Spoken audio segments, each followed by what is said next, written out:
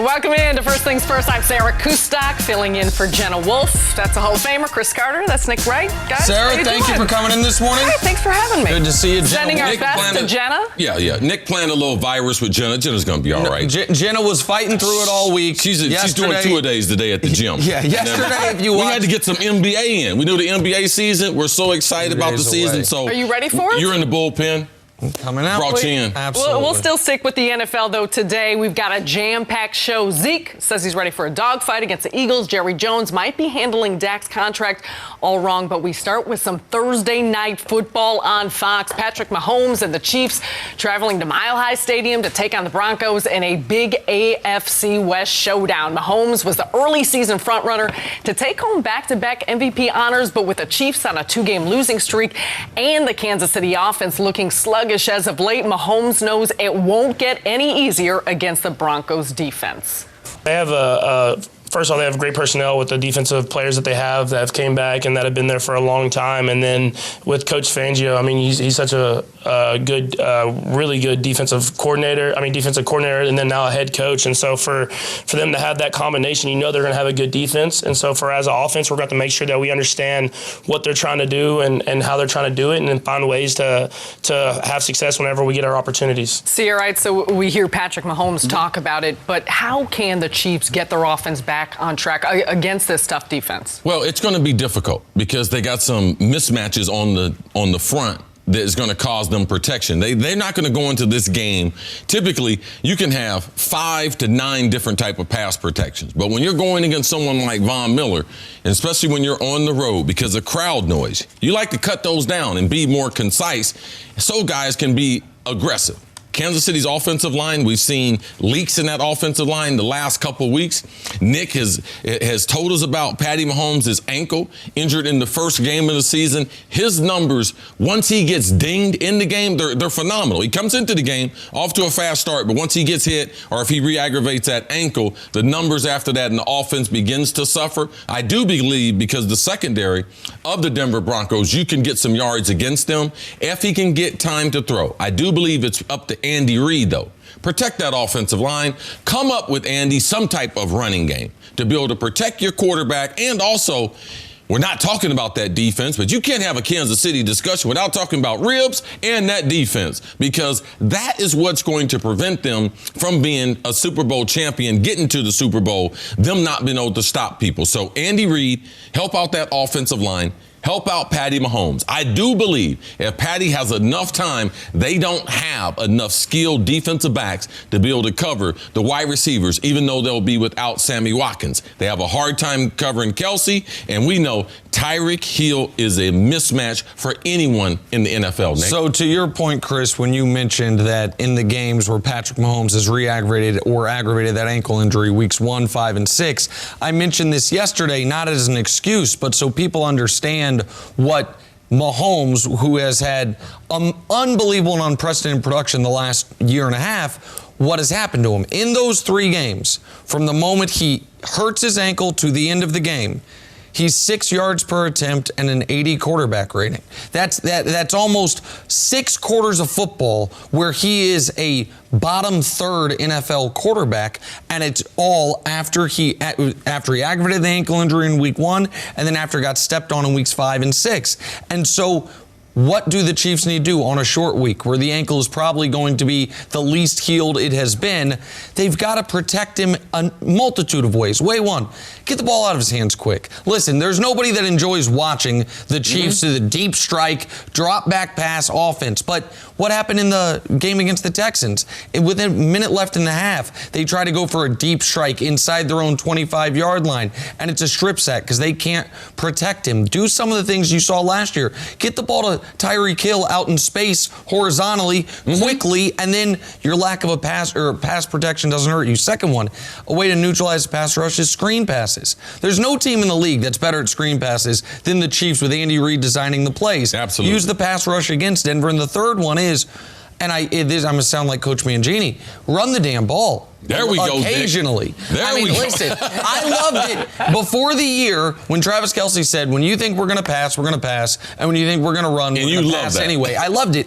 And under normal circumstances where you have your left tackle and your left guard and your quarterback is healthy and your defense maybe is playing a little bit better and can afford a quick possession offensively to where they're right back on the field, that's fine. But one of the reasons the Chiefs have been annihilated, Sarah, time of possession the last two games, yes, it's because their defense can't get off the field, but it's also because the offense can't stay on the field because they are they've run the ball 19 times combined in the last two football games, even though they've been very close games. So those three things are things the Chiefs should do tonight to get out of Denver with a win and then address the bigger issues moving forward. Well, where's the balance between play calling and just opponents' defenses figuring out what Kansas City is trying to do? I mean, how much of it may be predictability and how much is it actually what they need to change with the play When calling? you get in a situation, that's a good question. When you get in a situation where you're trying to protect the quarterback, you're trying to protect the offensive line, you have to run some stuff that's fairly predictable. On first down, you can't be as much play action and throwing the ball deep down the field knowing you have two more downs. You need to do some basic things. And you don't need 5, 6, 8 yards on the first carry. But the balance keeps Von Miller from teeing off, because even at 2nd and 8, it's a lot better than 2nd and 10. Or if you get tackled for a loss, you get sacked on first down. So it becomes a critical part, not only the lack of premier offensive linemen that we don't have, but also the quarterback and his overall health. Andy Reid knows that once Patty Mahomes gets injured, that his stats have suffered. So that's part of his job, to be able to take some of that pressure off him, and that's what he can do with the running game and running some things that might seem very, very basic when you look at Kansas City, because they do more exotic things than any offense in the NFL. I came in here Monday and I said for the first time since Patrick Mahomes was the quarterback, I was concerned. I thought you had seen in back-to-back weeks some potentially systemic issues and some real injury concerns. You get a lot more concerned about Patty Mahomes before LeBron. LeBron is like, LeBron's been doing it for 15 years. And Patrick Mahomes has suffered an injury in year 3 that LeBron didn't suffer until year 16. So LeBron, as much as I love Patty Mahomes, I can't assign So Patty that Mahomes level. ain't even in that. No, not yet. Not yet. But the point I'm making is, on Monday, I was concerned.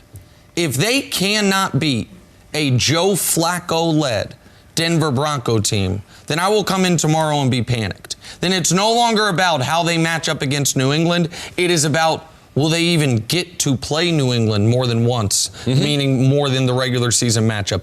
I don't think the Chiefs can solve everything tonight, but it can be a red alert, panicked situation in Kansas City if they leave Denver with a loss.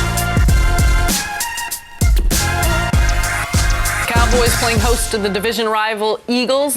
Dallas looking to get back on track after losing their last 3 games. Ezekiel Elliott is off to the slowest start of his career, and it won't get much easier against an Eagles defense that allows the second fewest rushing yards per game. Here's what Zeke had to say about what he expects Sunday night. Always a big game, division rival.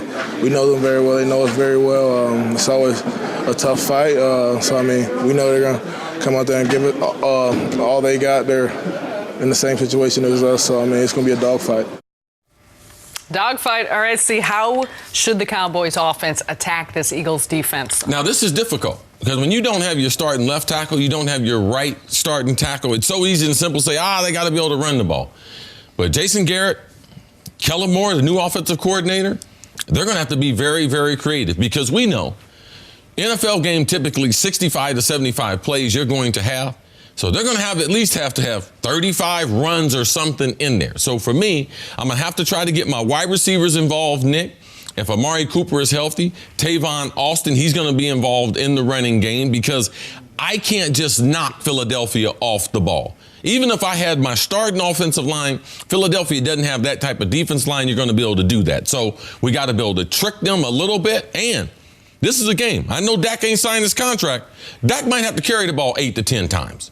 That's the way I would tackle him. I would bring back the read option, which also gives them the ability to be able to pass, get those linebackers sucked up. But I'm going to be creative in my running game, knowing that I got a second teamer at left tackle, I got a second teamer at right tackle. I'm going to tell my quarterback, don't put on your throwing pads, put on your big boy pads, because we're going to be running a lot of read option, you and Zeke, and sometimes you coming up, hitting the guy with a quick strike in the middle of that defense. That's the way I would go about it if I'm the Dallas Cowboys, given the injuries. I'm glad, sorry to interrupt, I'm glad you mentioned the injuries. The Cowboys are approaching a critical mass on the injuries as far as key players, because the injuries are in clusters. Of guys that didn't practice yesterday, 2 tackles, 2 wide receivers, Cooper and Cobb, 2 of your top 3 corners. So it's not just that 6 Dallas Cowboys didn't practice, it's that those 6 guys play 3 positions, 2 wide receivers, 2 tackles, 2 corners, which puts them behind the 8 ball. And I understand Eagle fans are going to say, don't talk to us about injuries, and I understand that, but the Eagles, the one benefit they have at this point, the injuries are at least diversified. They're missing a wide receiver, they're missing a corner, they're missing a defensive tackle, as opposed to those injuries clustering the way they are for Dallas. Yeah, and especially from a wide receiver standpoint. You're talking about attacking that defense, and you're talking about the run game. But the most critical play of Dallas' season was their 2-point conversion against the Jets. And this is what they didn't have available. Amari Cooper's on the sideline. All right? Randall Cobb's on the sideline. They went to an empty backfield, put Ezekiel Elliott in the slot, and Jason Witten, fresh out the TV booth with a whole head full of hair now, and moved him into the other slot. Greg Williams, the defense coordinator for the Jets, goes all-out blitz, and you have the best tailback in the NFL running an option route, which he never does, and then you have Jason Witten trying to get open against a safety, was to no avail. So those injuries, Nick, that you're talking about in clusters, we saw a version of that in the end of that game in the Jets, and there's no defense. The Dolphins would love to play that type of offense right now. Right now, so the Cowboys are up against it. Now, what they have going for them is, despite the injuries, one guy who's not injured is 21, is Zeke. And we've talked about this before, but it warrants mentioning. Ezekiel Elliott has played the Philadelphia Eagles 4 times in his career. He has left the field a winner all 4 times. He has averaged in those 4 games 167 scrimmage yards. Say that again. 167 scrimmage yards. About 115 rushing, about 50, a little more than 50 receiving. He has been a dominant player in this matchup, and this has been a matchup between, over the last 3 years, the 2 teams that have won this division. It's gone Dallas, Philly, Dallas. So even with your banged up offensive line, I do think the game plan will be to feed Zeke, because in addition to the banged up offensive line, you do have the banged up receiving corps, so the passing game is not going to be as available to him. I think your point about having some of your running game be Dak Prescott, Dak being more involved in that, like we saw at points in last season, is a really good one. I thought that maybe he would have been more involved on that 2-point conversion play you're mentioning, and maybe they would have if they hadn't been stuffed on a 4th and goal, on a 4th and 1 early in the game, trying to get Dak involved out on an option. But this has to be all hands on deck for Dallas, because you lose 4 in a row, including a New Orleans game where they don't have Breeze, a Jets game where they're the Jets, and then a game against the Philadelphia Eagles with the first place in the division on the line. The reality is, if that's who your team is, your team's not a good football team. You bring up impressive numbers about Zeke and what he's done against the Eagles. Is there something you identify about this matchup? Is there any consistency in what the Eagles have not been able to do against Ezekiel Elliott that can allow him to have those type of games? That's a very good question. The one thing Dallas has been very, very good at is double teaming the down linemen, which in Philadelphia, especially inside, you have to do. Philadelphia's linebackers the last several years have been inconsistent. They still are. So that's what they've been able to do. Travis Frederick, all-pro center, if he's able to get up to that second level and get on top of those linebackers, because you got to get Zeke. And the big difference between this year and the previous years was you don't see Zeke getting into the secondary. It's the offensive line's job to get the running back to the second level. It's the running back's job to make someone at the second level miss. It's the wide receiver's job to get the third level to DB. That's how you create big plays. So that's what you need to see. If we see Zeke in the secondary, I'm talking about deep down the field, Eaton, then you know the Dallas game plan and what they've done. The 4 previous times that Zeke's been in the lineup, they were successful at that, and that's getting him into that secondary or to that second level. And you do like Zeke's chances if the offensive line can do that, because Philadelphia, Nigel Bradham, one of their linebackers, is hurt. Yep. Zach Brown, one of their former linebackers, just got cut. I think he was the player who said Kirk Cousins was the weak link in Washington, and then they were teammates in Washington. Teammates in Washington, pardon me, and then they promptly cut him after Kirk Cousins cut them up. So the Eagles linebacking core not as strong as it once was if you can get past that defensive line. I know Fletcher Cox didn't practice yesterday, but they expect him to play. Yeah, he's been banged up all year. And yesterday I think it was an illness, but getting past that front, that defensive front, the Eagles, that's their first and sometimes their last line of defense. They got Malcolm Jenkins way back there between the D-line and Jenkins. You got a bunch of guys who have not been great. That's where Dallas has to be excellent, and I know we're talking about it from the Cowboys offense versus Eagles defense. This Cowboys defense has to get to Carson Wentz. Demarcus Lawrence and Frank Clark are hanging out in the same club. The pass rushing DNs that got paid this summer that have done nothing thus far this year, he needs to have a big football game in order for the Cowboys to win. Let's get to some hoops. LeBron and the Lakers are just 5 days away from their first game of the year. The King dropped 11 assists in some preseason action last night against the Warriors. Could be a new look for LeBron headed into year 17. Nick, what is the Lakers' ceiling this season? Dominate and win a championship. I mean, that's the ceiling. Mm-hmm. They've got the best duo in the league. They have the best big man in the league. I believe they still have the best player in the league, but he's not currently wearing the crown. He would have to go snatch that back from Kawhi or Giannis, depending on who you think currently has it. Kevin Durant maybe says, what about me? Well, Kevin Durant maybe can snatch it back himself a year from now. But this Lakers team is going to present enormous problems for so many teams because they are so enormous.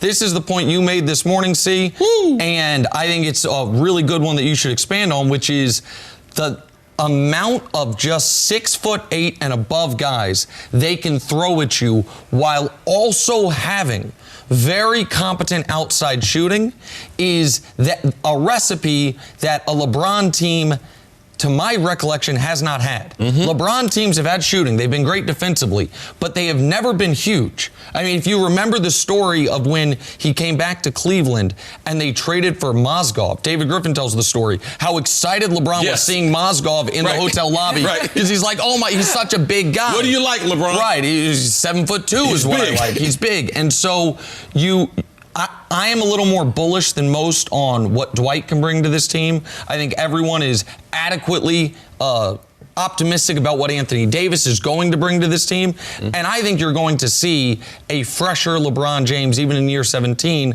than we saw at the beginning of last season or even the year before, because this is the least basketball he's played in a year in his entire NBA career. So I think the Lakers, their ceiling is to be the best team in basketball. I just think in theory, I'm not discrediting your point. In theory, we think because LeBron played less basketball that he's going to be fresher. But I just think the challenges of you're not the greatest player. Anthony Davis is now in town, and now we're not doing triplets. We're only doing duets. Yep. So I think all those things right there, because even if LeBron had made it to the playoffs last year and they lose in the first round, I still think we still see the same guy. Now, we know his body should be fresher. You know that all great athletes, Kustak, are looking for some type of challenge. He's been issued that. With Kawhi winning last year, the Kawhi turning down the Lakers, going to the Clippers in the same building there. So this should be an exciting year. I do think their overall height has not been something in the NBA that we have talked about the last decade. But I do believe in this season, because the way the talent is dispersed around the league and they have the adequate shooters with LeBron at the point, who guards him? Like people say, well, who's better, them or the Clippers? Well, who's Kawhi going to guard? Who's Paul George going to guard? Because there is no answer for Anthony. We can debate all these things. Is there an answer for Kawhi? Yes. Is there an answer for Paul George? Is there an answer for LeBron? Yes. But there is no answer for Anthony Davis in the NBA. And to me, he should be in the conversation of the greatest players, him and LeBron. And having both of them there and the style for which they're going to play, I think it's going to be very exciting. What's your level of concern about, it's not even concern, but their defense and what they're going to do defensively? Because you talk about who's going to guard LeBron, how do other teams match up against them, especially with their size and also with LeBron James, a player of his caliber, in the versatility he brings to the table. But that's a factor. The defense is a factor. How concerned are you heading into the season, the early part, understanding the favorable schedule? And that's the marriage between that coaching staff, Frank Vogel and Jason Kidd, coming up with the system. Because right now, there is no intermediate basketball game as far as jump shots. So when you have the lineup that they have, all we got to do is overguard the three-point line. We're going to overguard the three-point line. We're going to give them the intermediate jump shots, because who's going to be challengers at the rim night after night? So with their size and with Dwight and the way he's playing and the way that he's looking at life, with no type of guarantees on this type of contract, he's had a sensational training camp.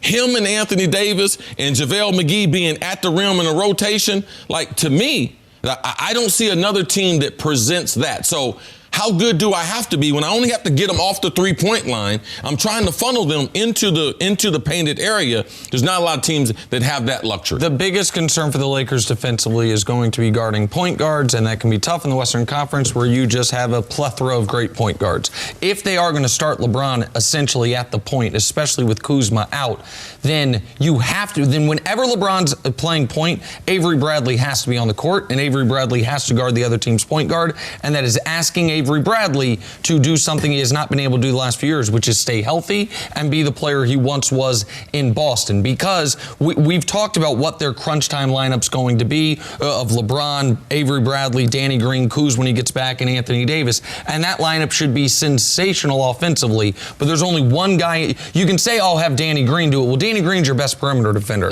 Danny Green is your guy to guard wings. That's my concern for them defensively. And the one other concern, just quickly for me, is how often will Frank Vogel be able to convince Anthony Davis to play the five? Because we can talk about how important the size is, and I agree with you, but they are better off with that lineup I just mentioned than one of those people being out and JaVale McGee or Dwight Howard being in alongside AD. And Frank Vogel, I'm glad you got to a coaching point. Kustok, historically, he's been a guy that does not like to switch to pick and roll. And that's been one of his bugaboos. Would he be able to coach in this new NBA?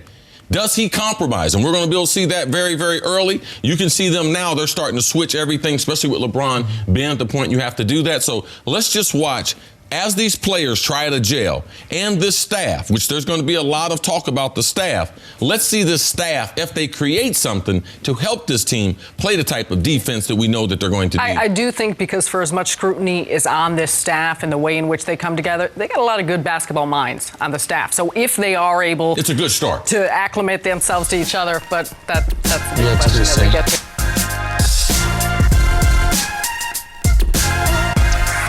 Patrick Mahomes and the Chiefs taking on the Broncos. Denver's head coach Vic Fangio first became an NFL coach back in 1986, 9 years before Mahomes was born. So when Fangio compared Mahomes to a Hall of Famer, I guess you could say it carried a lot of weight. I think he's, like John Elway was in the 80s and 90s. He's that guy, like Aaron Rodgers has been for the last 12, 14 years, however many years he's been starting. He's kind of that guy. He's the great passer, the great improviser, plays with a lot of athletic arrogance, which is a compliment. He's very confident in his ability. He's very poised, doesn't get rattled, and he's got an arm that, is really, really good. And he can make all the throws they're asking him to make, and some that they're not even asking him to make, that just show up in his improvisations. So, and he's good in the pocket, has great pocket feel. You can tell he's a gamer. The guy is really, really special. High compliments from Fangio, but going into detail explaining why he believes that. Do you think that it's fair at this point to compare Patrick Mahomes to guys like Elway and Rodgers? Well, first, I think it's important that our fans realize who John Elway was. I'm so glad you said that. Because people forget that he was a great baseball player. He was had the ability to be able to go into Major League Baseball, but he decided on a football career. And John Elway was an unbelievable athlete. Most people who do remember him at the end on a Terrell Davis, a defensive warrior, the Shannon Sharp team. But John Elway was an incredible athlete. Before his knees gave out on him, John Elway could scramble to his left or right, throw the ball as far as you want. There's a legendary play, him playing against Ohio State, rolling all the way to his left, throwing all the way back against the nationally ranked Ohio State team, when he was with the Stanford Cardinals. So for me, when he brings up John Elway, I give respect to that. That's how you get to 5 Super Bowls.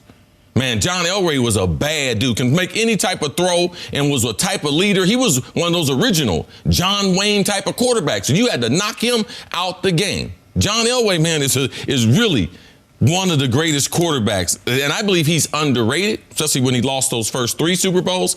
But Patty Mahomes does have that. And I love to see coaches that's not hyperbole. They're not adding anything to it. He picked a name from the past that's exactly right. Either Brett Favre, either Elway, either Marino. Those are the kind of people we should be talking about when we talk about Patrick Mahomes, because that's type of a special ability that he has. He has that athletic arrogance. I love to hear the coach talk about that. And said it was a compliment. Wanted to make sure everyone knew that he was saying that in a nice way, not a condescending And way. all those other guys, they had it, and they had it in spades. Marino, most confident dude that I ever saw. Elway, a walking arrogant, pigeon-toed, walking around. John Elway was a bad dude. We know about Brett Favre. So Patrick Mahomes, I love to hear these coaches when they dip into history and they bring that up and compare it to what we're seeing now, because you could look at them and be like, wow, I can't believe, there was a Patty Mahomes before him, and it was one of those guys. If I can just quickly expand on the Elway point. You guys know I grew up in Kansas City. I grew up with John Elway just ruining my life year after year after year with the fourth quarter comebacks. You thought Derek Thomas had knocked him out of the game, and he had not. And there is almost no all-time great quarterback who the numbers do more injustice to than John Elway, because his career quarterback rating sub 80. Nah, man. Before Tom Brady reset all the record books, no quarterback's ever started more Super Bowls than Elway. He went to 5 of them. Yep. Before Tom Brady, to me, when I was college age, the discussion of who the greatest modern era, take Unitas and Sammy Ball out of it, quarterbacks it was about Montana, Marino, and John Elway. Yep. And so when I watch Patrick Mahomes, you do see some of those same things. I don't think he has the physical toughness that Elway did, and I don't think he's as bulky as Elway was. But again, I'm going to go back to an observation you made a few weeks ago that keeps coming up, and that's the baseball thing. Yes. That is and I know Favre and Rodgers weren't baseball players. Those are just guys with two of the greatest Marino and Elway were. Marino and Elway were, and Russell Wilson was. And his ability to, at a moment's notice, and I look silly when I do it, but drop his arm down, because what you will see tonight, if you watch the game closely on Fox, I guarantee it, is Von Miller flash or a different guy flash with a hand up. And Patrick Mahomes the window is right through his arm, and he will drop it to the side and do that. And that almost preternatural ability to see that and have the arm talent to do it, that is what, to me, separates people from a Deshaun Watson. And I love Deshaun Watson. And Deshaun Watson is, I think, going to be a potential league MVP. But there is something about his ability to beat you no matter what defense you are presenting him with and no matter what is in his face, that you do have to pull back some of the greatest of all time, of which Elway is, of course, one.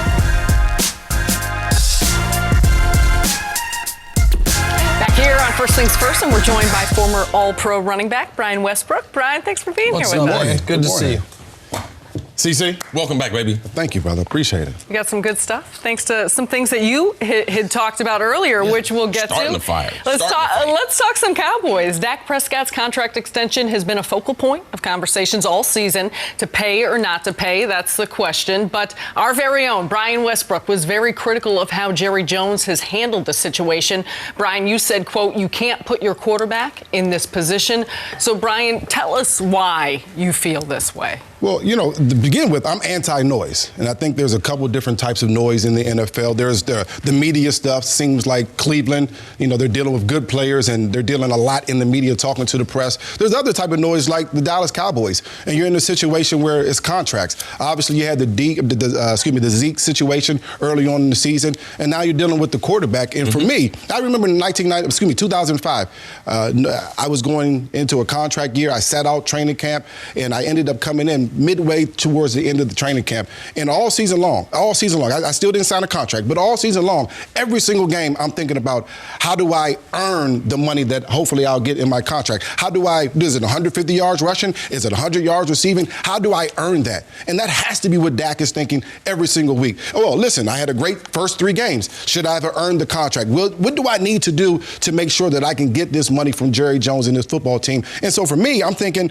the quarterback is a mental position. Quarterback and kicker. You don't want to put those guys in a situation where they have to be thinking. You just want them to go out there and react. And for Dak, he has to be thinking every single game, you know what? I got to go out there and be the best quarterback I can be so that I can earn this money. I don't want my quarterback thinking about that. I want my quarterback only thinking about how to make this team better and how can we make this team successful. I ended up getting paid in November, and then I stopped thinking about that. It wasn't on my mind anymore. And that's what I think happens for this Dallas football team, that they had to get past this. Obviously, Jerry Jones waited until the middle part of the training camp to pay Zeke. You don't want to put your team in that situation. It's a small window. And so when you have that small window, you want everything to be right. So many things will go wrong throughout the season. It's going to be injuries. It's going to be missed assignments. It's going to be drop balls, all those different things, all the things that they're dealing with now. The last thing that you want to add on top of that is a quarterback situation or a contract situation. I don't want any noise at all on my football team. Well, I do wonder, however, how much of this Jerry might actually honestly agree with you on, and he's just as shocked as I am that Dak hadn't signed on the dotted line yet. I think Jerry thought this was going to get done. I think Jerry, when he and Steven were talking for the last year about Dak Prescott being their franchise quarterback, about Dak Prescott getting an extension, about Dak Prescott being their guy, even when Dak was struggling, I imagine that he anticipated that Dak was going to sign before the season started. And then what do you do as management? And I almost never take management's side in these things. But what do you do as management if you feel like we have made an offer that would make you one of the, call it, 6 highest paid quarterbacks in football, that would give you generational guaranteed wealth, and you're fighting us in the margins when we've made it clear this is where our offer is. Now, what Dak could do is continue to play the way he did the first few games, but that hasn't happened, and the contract still isn't signed. So unless it's being reported, and it hasn't been, and I don't think it will be, that the Cowboys have lowered their offer from where it once was, because you can't walk that back. Like you can't offer him $32 million and now say, well, after the Jets game, it's 30, because then you're going to never get anything done. But I'm not certain what position the Cowboys should take, other than they could have taken the position that some teams do, which is we don't do contracts during the year. That is, you can get it done up until the eve of the first game, and if you don't get it done then, it is tabled until the offseason. They didn't take that path, and that is what has led us to where we are right now. Absolutely. From the beginning, they did make a mistake. When you approach that first week of the season, when you get to that Wednesday, Thursday practice, you start getting into Friday, the red zone. On that Friday of the season starter, the first game, if you haven't signed the contract, it's time for one of you to make an announcement that we're not going to talk about it during the season. And we have seen this not only in football, but in basketball. When you talk about your impending free agency or a contract, it's a distraction. And you're right. Playing ball, man, is hard enough. It's the hardest thing that I've ever done. The challenges day in and day out to try to be great. People trying to humiliate you. Defense is set up to be able to stop you. And then sometimes the offense is not trying to feature. You trying to figure out, how am I going to get my little bit in this game, because this game plan is not centered around me. So I do agree with you to the point. Jerry's put extra pressure. And I don't know who it was, either you or Jenna pointed out, Dak was playing remarkable with this being in the back of his mind. At the very beginning. And I think the best point that you make in the comparison, you didn't say it, but when you ain't been paid before, when you wasn't no first round pick, and that's something that I know you were identifying with, because you're talking about, I need that security. I'm in the league with these guys, but I'm in a different NFL. And Jared Goff, first pick in the draft, got that big contract and then got Reid up. You think that didn't hurt Dak's feelings? Because Dak was thinking he was just as good as them when they were coming out of college. And then my man in the field, Wentz. Carson Wentz. He gets paid. He was the second pick, so he had already gotten So Dak's like, not only, and it ain't no black-white thing, but he's like, man, I don't get no respect. How many playoff games those guys won? How many times they won the division? I feel like I should be going, besides Goff going to the Super Bowl on a better team, I should be getting the same type of respect. They disrespected me coming into the league. Now they disrespected me for this contract. So I'm with you, man. In the back of his mind, it's impossible for him to think like he was thinking those first 3 years. It's my job to win the game compared to it's my job to look good. When I was going through it, I didn't talk to my friends about it. I didn't talk to the guys on the team. I didn't talk to anybody in management about it at all. It was all in my head. And every game I thought about it, after those first 3 games, Dak had to be thinking like, hey, man, I just balled out. I had a great first 3 games. Then you see Green Bay only scored 10 points, no touchdown. Then you see, the Saints, 10 points, no touchdown. Green Bay, 3 interceptions. Then you see against the Jets, couldn't get in the 2-point conversion. Now you have to be thinking, we're in a 3-game loss. And at that point, you're saying, listen, what do I do next? How can I help this team? Oh, in the back of my mind, I'm thinking, how do I get paid? And so with so many different things at that position, football is a stressful job anyway. The quarterback position is even more stressful. That's why you don't want to play those types of mental games with them. Just real quick, it would be unnatural for this not to be weighing on Dak heavily. Absolutely. For any human being, especially someone young into their career and playing a dangerous or violent sport, that he knows every week in the NFL, we see a guy stretchered off. Right. And I mean, usually, hopefully, those guys end up being okay. They don't always. And the point you made, C, that he has not gotten even that first contract. Like, if Carson Wentz, God forbid, something had happened, if when he dove into the end zone against the Rams, he had never come back, he still has. He's still rich. Yeah, absolutely. Dak's made less than $5 million in his career.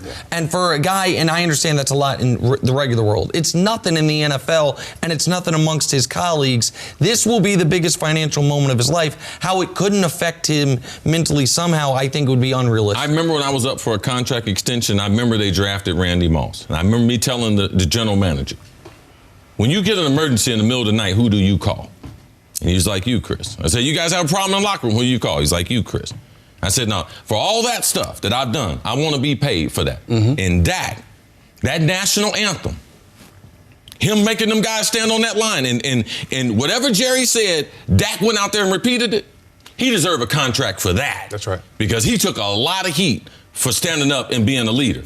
And it's tough being a leader of the Dallas Cowboys. So they need to get this done. I agree with you, B. Face of the franchise.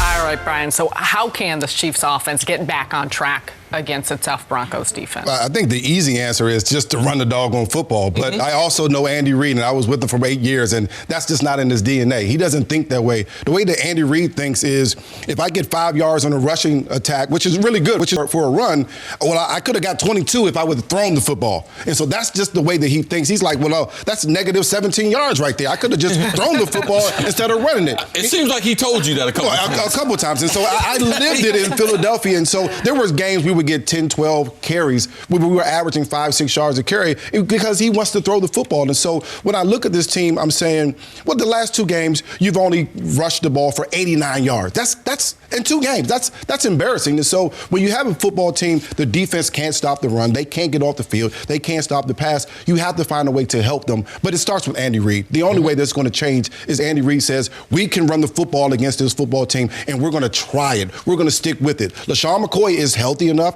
He's ready to carry the load. Allow this guy to eat a little bit. Allow him to get those carries. And it'll help your team in so many ways. You have a compromised offensive line with 2 injured players. You have a compromised quarterback with an injury to the ankle. Run the football. Allow that to lead your team. And it also is going to help your defense at the same time. You're kind of killing 2 birds with 1 stone. So last year we heard the Chiefs, to protect their defense, the Chiefs, to protect time of possession, should run the ball more. And I pushed back against it. I think I told you that. You did tell me that. And even to this day, in regards to last year's team, I don't know that I agree with you for this one reason. Last year's offense was one of the greatest offenses in NFL history. And I think you can make the argument, I understand the counterpoint, but the argument that they should have done exactly what they did offensively because they were scoring 30 points almost every night, every week. That's not the case right now, though. Right now, what they're doing offensively the last 2 weeks has led to the 2 lowest scoring games of the Patrick Mahomes era. It has led to 2 losses, to 2 home losses, to 2 games where Patrick Mahomes got his ankle stepped on again, where they have averaged, 21 or 22 minutes time of possession. So with new information, you can have new opinions. And the new information right now is what the Chiefs are doing offensively is not working for their offense or their defense. Partially because of offensive line injuries, wide receiver injuries, quarterback injuries, maybe because there is a bit of more of a book out on Patrick Mahomes, even though I'm skeptical of that part of it. This week against this defense on a short week, this pass rush with that offensive line, both the guys on your left side out, I agree with you 1,000%. And if Andy does want to throw the ball as much as he often does, then do it quickly and do it through the screen game, a place where you were deadly, where if you have a pass rush, you can use it against them, let them get upfield, and then go kill them with the screen game. After sitting here listening to you guys, and Nick, I know you love Kansas City. And besides that, I know you really appreciate Andy Reid. You're Andy Reid disciple. You right off the Andy Reid tree. My question is Andy Reid part of the problem? Because if you're saying through the years Andy's not going to run the ball, and you're saying, oh, even last year's team running the ball, I've been on a team like Andy Reid's. And every single season, I went home disappointed. So ultimately, would I change? If I could look back on my career, would I change? Would I give up a couple hundred receptions and everything? Well, maybe 50 I was going to say, you would give up a couple hundred. But ultimately, to win some more games, you would. We didn't lose because we couldn't run the ball. Ultimately, our defense and our quarterback wasn't consistent enough in those big games. Now, I don't think Kansas City's going to have that problem, but if you negate the running, especially in a game like Thursday night, if you look at every stat that Denver, fourth in defense, okay, where are they out of the top 10? That's against the rush. Yep. All right, so Andy Reid, even in a matchup like this, you got wholesale changes on the offensive line. One of your star receivers is out. If we watch Andy Reid tonight, and come out of this game and wonder why he didn't run the ball against a top-rated defense, we should come on this show and be like, is Andy Reid one of the damn problems in Kansas City? Because ultimately, Bill Belichick, he doesn't coach just a 34 anymore. He coaches a 43. Bill Belichick used to choke out the offense, didn't want to throw the ball. Him and Nick Saban.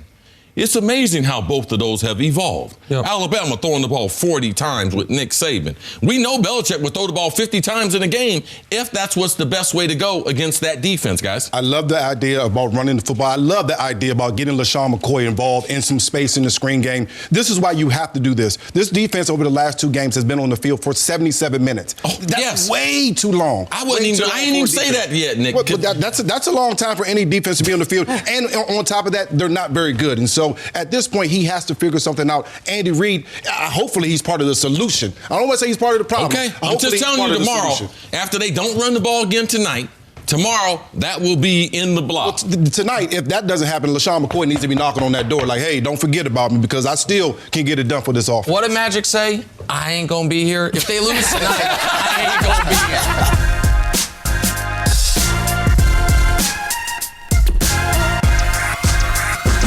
Let's talk. Super Bowl 54 on Fox. According to Fox Bet, the Saints are the favorites to represent the NFC at plus 320, with the Packers right behind them at plus 550. So, see, who is the best team in the NFC?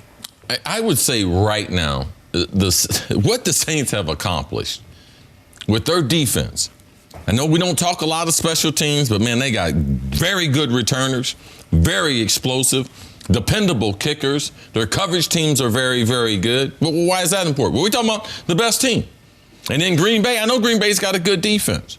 Devontae Adams, how healthy is he going to be with a turf toe injury that's already caused him to miss a couple games? Because they're a different offense without him, which means they are a different team without him. Even though if they get home field advantage, you can go to Lambeau Field and put your physical presence on them because they're not going to run the football. So for me, I would have to go with Drew Brees being out of the Saints, what we saw with them with Teddy Bridgewater, because that we do know that Drew Brees will come back. And now because of the winning streak, they're able to be extra patient with him and this team. When Drew Brees got hurt in the game, they stayed on the West Coast because they had 2 games on the West Coast. They had a team meeting that Teddy Bridgewater was one of the speakers, Michael Thomas was one of the speakers, and Teddy Bridgewater said, I'm not Drew Brees. I want you guys to know that, but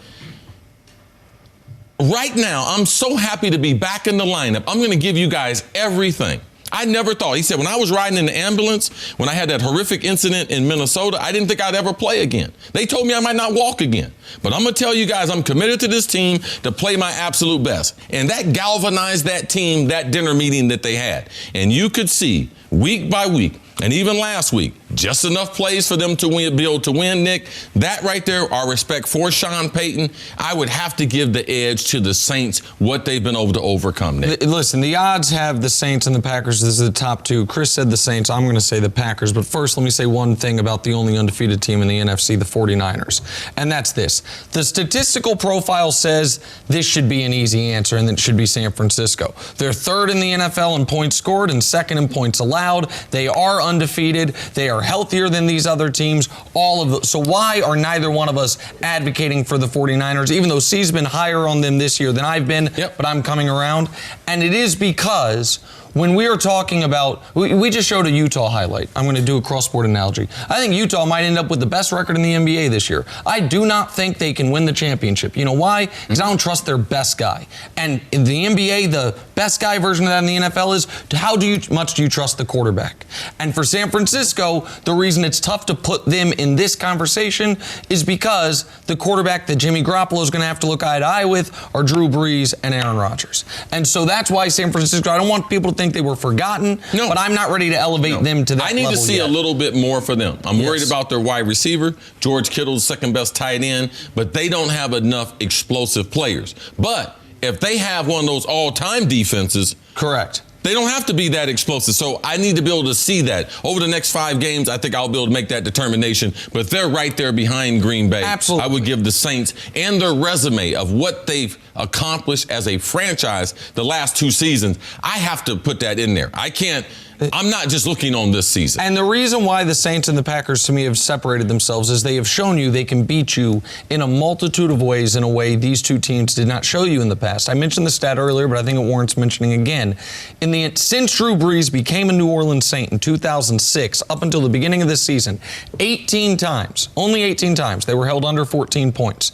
They were 1-17 in those 18 games. Since Drew Brees has been out of the lineup, they've been held under 14 points 3 times. They're 2-1. Now, that does speak to how important Drew Brees is to their offense, but also speaks to how they can beat you different ways and how good the defense is.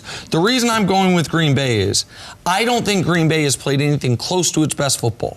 Its offense right now is still middle of the pack. Aaron Rodgers is showing you flashes, but he's also showing you hitting receivers in the face mask, and those receivers, because they're probably practice squad guys, if the full receiving core is healthy, having that ball pop up and turn into an interception. The Packers also, the quality of their competition thus far this year is as high as anyone has faced in football. They have beaten Chicago, a legit Super Bowl contender. Minnesota, a legit division, if not Super Bowl contender.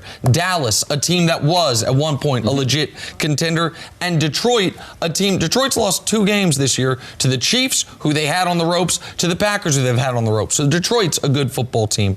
I think when Rodgers gets Davante Adams back, the fact that they are thus far been able to survive these 2 games without him against 2 quality opponents in Dallas and Detroit, it could end up being good for them. And I say that because these other receivers that he doesn't trust, he's being forced to develop some type of rapport with them. He's being forced to find someone. It might have been the Lazard kid who caught the big play, to where when Davante Adams comes back, do they have another legitimate outside option, which they'd been searching for? To me, it's very, very close, but I would give the edge to Green Bay. Is there anyone that's somewhere close? Do you have a dark horse, despite the fact these teams have separated themselves? I would say still be careful for Philadelphia. because they're talented, they got playoff experience, and they're one of the few teams that you know can go on the road, just like they did a couple of Thursday nights ago and smack Green Bay. They can go to San Francisco, smack them. They can go to New Orleans. Alshon, if he catch the ball, they're going to beat New Orleans potentially last year. So I would say the sleeper would still be a Philadelphia team. And I would say Seattle is an A.J. Green trade away from joining this conversation. Seattle needs one more playmaker. What do you mean? Seattle, they got the league MVP. Somebody's not going to trade A.J. Okay, well then, all right, just another receiver. Pick a receiver. I don't know. Who are we trading?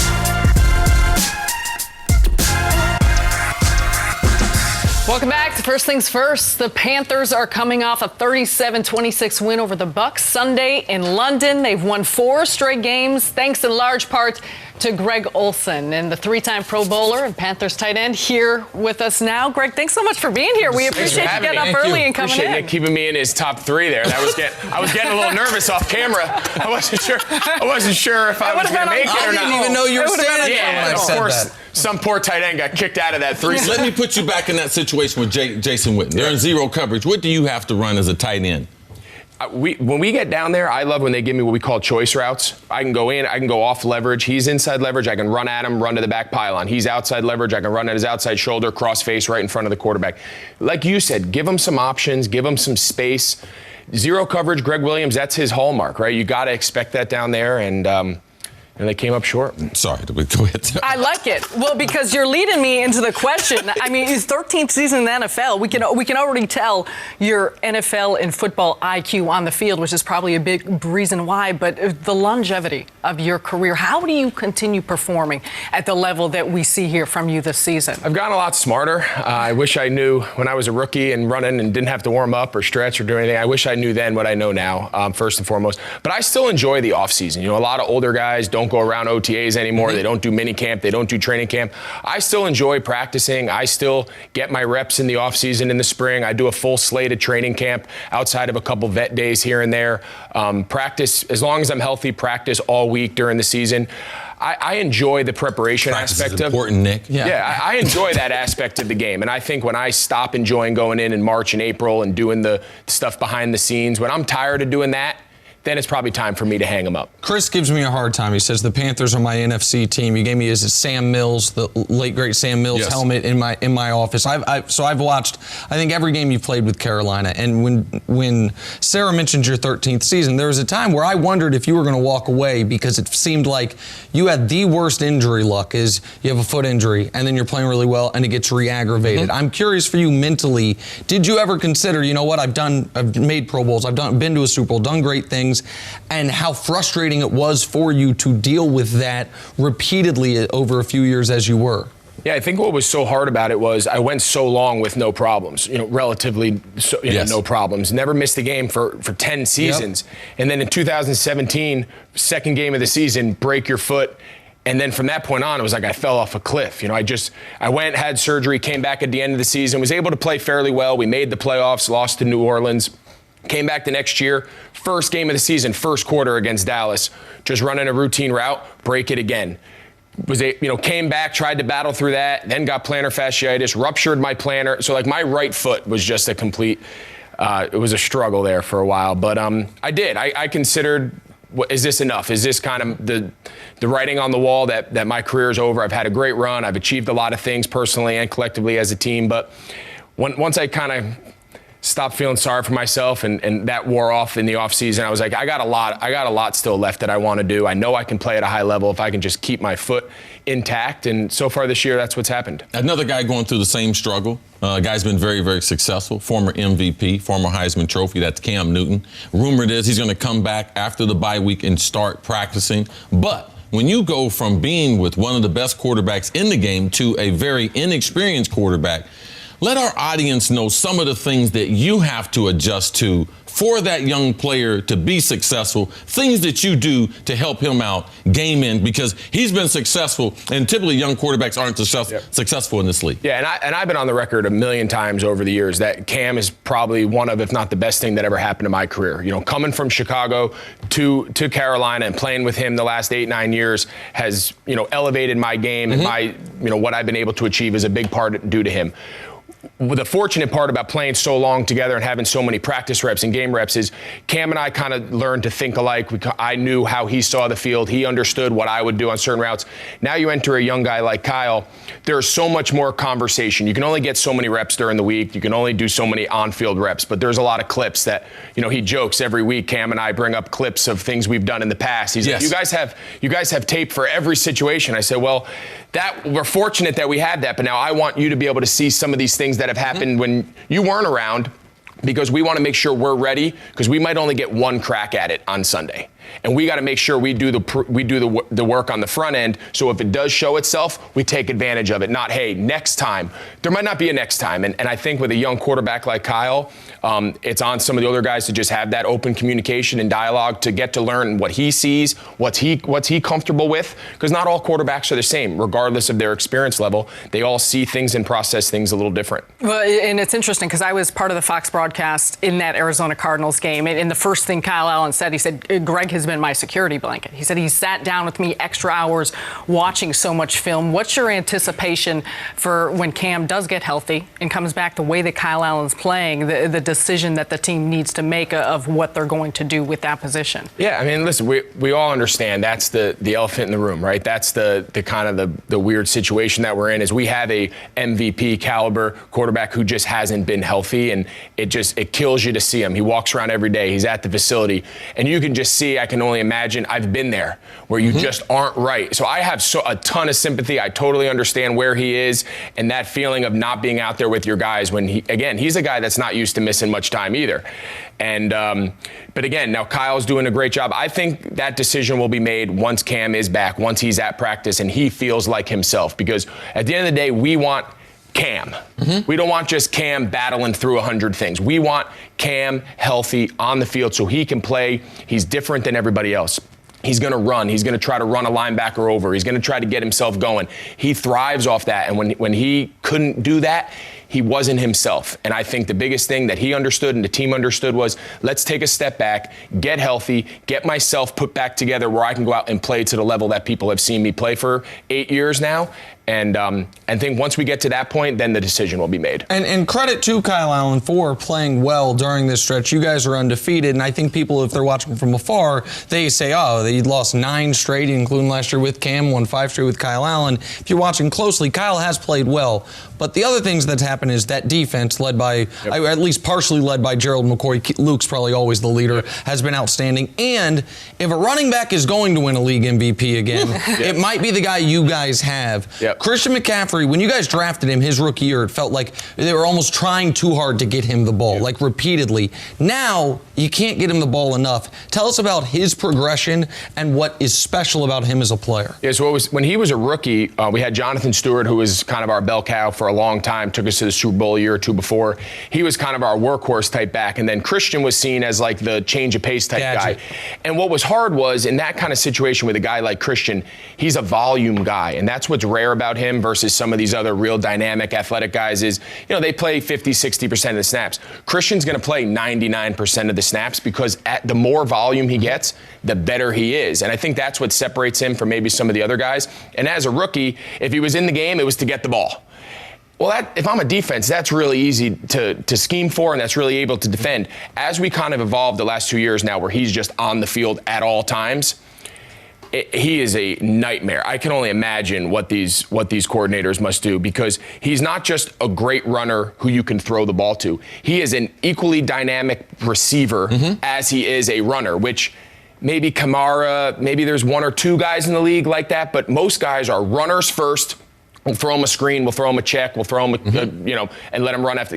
Christian's out there running bang eights, he's running posts, he's running options out of the backfield. He's just a rare, unique guy, and then you add the volume he's able to absorb. I mean, if any running back's ever going to dethrone the quarterback movement that we're going against in the NFL, I mean, he's got to be at the top of the list, right? You're a workout warrior. You take care of your body. You're a phenomenal athlete. Always have been. High school, elite athlete. College, University of Miami. Went to Chicago. Been successful there in Carolina. Make a list for me I want you to make a list of the 5 most athletic teammates that you had. Those Miami days, with all those players. All right. And you just talked about a couple that you played with recently in Carolina. Your list of the top 5 guys that you've played with, best athletes. Number 1, Sean Taylor. I mean, obviously tragic situation with what happened to him and losing his life so early, especially in his career, his life. Sean Taylor was the leading rusher in the state of Florida as a tailback. So I'll tell you a little story. When I got to Miami as a freshman, I was a redshirt. My first time ever breaking the huddle as a scout team tight end, break the huddle, turn around. 9 first-round draft picks of the 11 starters on that first team defense. This was 2003. Sean Taylor was one of those. I'll never forget. I went back to my dorm and I said, Dad, this was not what it was in New Jersey. You called Dad? I grew up in New Jersey. I said, Dad, he said, how's everything going? I said, oh, it's great. It's beautiful. It's sunny. I said, these guys are really good. I don't know if I'm ever going to play here, but it's going to be fun. And Sean Taylor has to be probably at the top of that list. He was 6'3", 6'4", 235 pounds. Could return punts, could be gunner. He was unbelievable. Devin Hester, both a college and professional teammate played with of mine. him in Chicago. Yep. So he's a guy that jumps off at me. You got to throw Christian in there. He's just a rare. I think people don't give him enough credit for just how athletic he is. And most of that's because he's white. Yep. That's it. Thank you. White guys can't say it. No, absolutely. Yeah. I think I'm not on that list. Yeah. But that's the 100% part of it. No, white guys can't say that. Black guys can say that. He's a unique, special guy. That's amazing. So those 3 guys jump off the list. You know who's an unbelievable athlete is a guy like Eric Reid, a teammate of mine now. You see those videos of him box jumping? Yeah. Yes. The guy's box jumping like 65 inches and like stupid stuff. And we had 2 games come down to Hail Mary attempts from on defense. He bet. And he jumped against Jacksonville. If you go back and look at that clip, he's 3 feet higher. I mean, there's some other good athletes on the field too. He's an unbelievable, unique athlete currently that I'm playing with. We'll let you off the hook. God, I mean,